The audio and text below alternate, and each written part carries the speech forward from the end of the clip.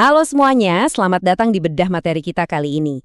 Nah, di penjelasan ini kita bakal ngupas tuntas sebuah topik yang super penting, yaitu tentang sistem informasi manajemen khusus buat UMKM.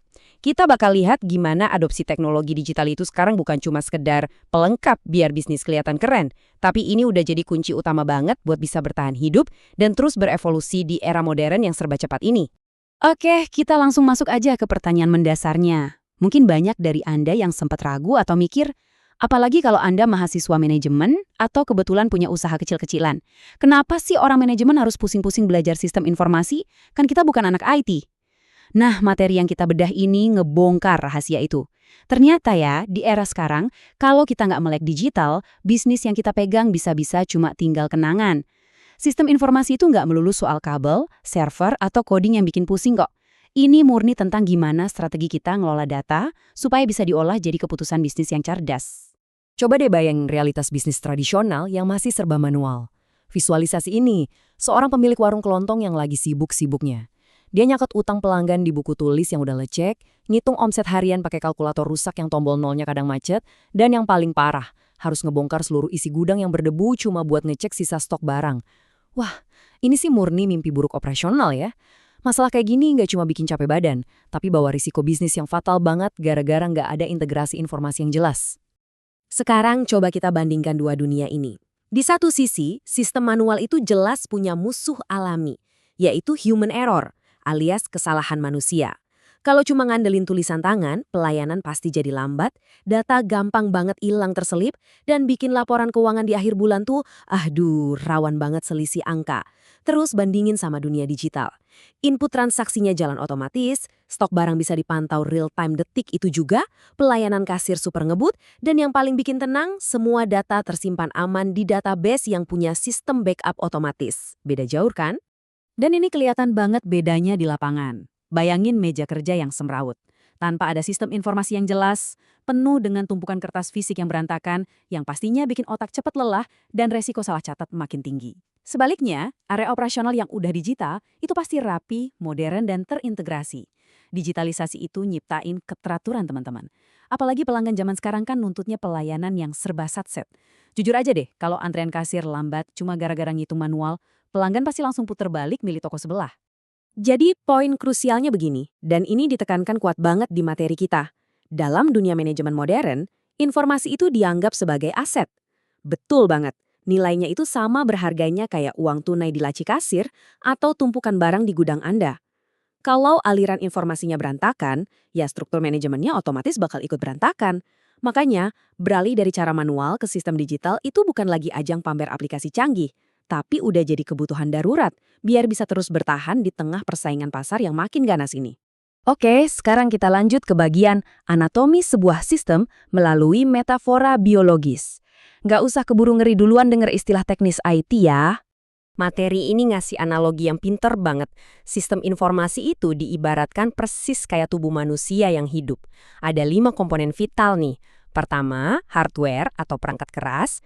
Ini bentuk fisiknya. Ibarat kerangka dan otot kita, contohnya kayak mesin kasir dan komputer. Kedua, software atau perangkat lunak. Nah, ini otaknya yang mikir dan ngasih instruksi. Ketiga, ada data. Ini ibarat darah yang ngalirin kehidupan ke seluruh tubuh. Keempat, prosedur, yaitu aturan main atau SOP biar tubuhnya gerak dengan benar. Dan yang kelima, yang paling penting, manusia. Ini adalah jiwanya. Secanggih apapun sistemnya, pengambil keputusannya ya tetap kita, manusianya. Yang bikin makin menarik tuh pas kita lihat gimana 5 komponen ini kerja bareng di dunia nyata. Misalnya di sebuah toko retail. Semuanya berpadu mulus. Perangkat keras nyambung ke perangkat lunak. Terus ngasilin aliran data yang dikelola langsung sama staf. Dan pastinya sesuai standar prosedur. Semuanya ngumpul di satu sistem pusat yang terkoneksi. Persis kayak nonton pertunjukan orkestra gitu, semuanya harus harmonis. Harmoni inilah yang bikin informasi bisa ngalir lancar buat ngebantu kita ngambil keputusan manajerial yang tajam dan nggak pakai telat. Tapi, paham anatominya doang belum cukup dong. Komponen-komponen tadi harus digerakkan, ngikutin tren pasar. Inilah inti dari transformasi digital. Karena konsumen sekarang tuh maunya serba gampang. Ada 5 tren utama yang lagi hits. Pertama, pembayaran non-tunai yang super praktis. Kedua, cloud computing, biar data aman dan bisa diakses dari mana aja. Ketiga, omnichannel marketing, buat nyasar pelanggan di berbagai platform sekaligus. Keempat, pemakaian big data sederhana, buat mantau barang apa sih yang paling laku. Dan kelima, layanan pelanggan otomatis. Pokoknya cepat, tangkas, dan efisien. Pastinya, Bulet bisa ngikutin kelima tren itu nggak mungkin kejadian semalam aja. Ini tuh proses evolusi. Dimulai dari tahap tradisional di hari pertama, semuanya murni pakai kertas dan pulpen. Terus jalan ke bulan ke-6, mulai deh ada digitalisasi simpel lewat media sosial dan mobile banking. Masuk tahun pertama, bisnisnya mulai terintegrasi pakai aplikasi kasir dan Excel.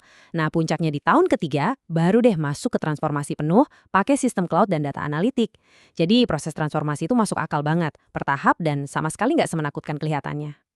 Kalau kita lihat perjalanannya, kelihatan jelas nih ada lintasan strategis yang terus menanjak.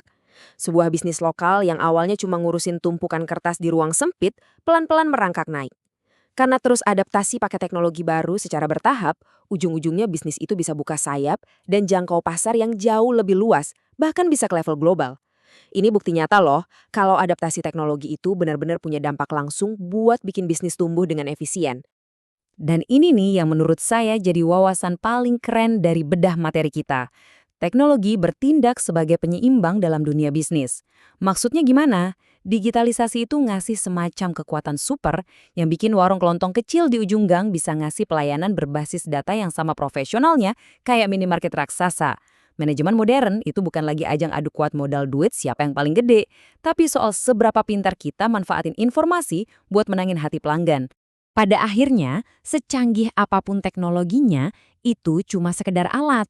Hardware, software, sampai prosedurnya itu bisa dibeli dan dibikin sama siapa aja. Tapi transformasi sejati itu balik lagi ke jiwanya, yaitu ke manusianya, ke Anda sendiri. Buat Anda para calon manajer atau pemilik bisnis di masa depan, tantangannya udah ada di depan mata nih. Jadi sebelum kita selesai, coba renungkan pertanyaan ini. Apakah bisnis Anda udah benar-benar siap buat berevolusi ke dunia digital? Atau Anda rela tertinggal dan cuma jadi sejarah? Pilihan itu sepenuhnya ada di tangan Anda. Terima kasih udah ngikutin penjelasan kita kali ini, dan mari kita terus belajar buat beradaptasi.